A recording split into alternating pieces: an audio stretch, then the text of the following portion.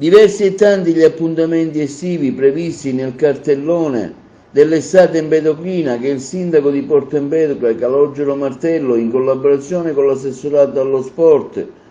del comune di Porto Empedocle, diretto da Giuseppe Picone, in collaborazione con l'Enel in occasione dei suoi 60 anni di attività, si entra nel vivo stasera con la rassegna teatrale Aspettando il premio Pigata, col berretto a Sonagli, in piazza Kennedy. Il 24 luglio alla Torre Carlo V il concerto jazz di Carmelo Salemi, il 26 luglio lo spettacolo di cabaret in piazza Kennedy, il 27 luglio il mercoledì italiano in piazza Italia, quindi il 30 e il 31 luglio in piazza Raffaello, la manifestazione Vincenzella in festa.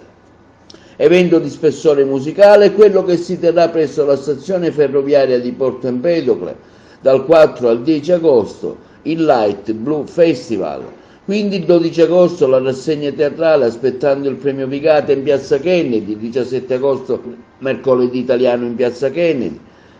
Quindi il 17 agosto in piazza Italia il mercoledì italiano, 19 agosto Aspettando Pigata rassegna teatrale in piazza Kennedy, il 24 agosto mercoledì italiano, quindi il 25 agosto concerto dell'orchestra Bellini Riguccio in piazza Kennedy, il 28 agosto la rassegna teatrale Aspettando Pigata, il 31 agosto mercoledì italiano in piazza Italia, dal 2 al 4 settembre in piazza Kennedy i festeggiamenti in onore di San Calogero.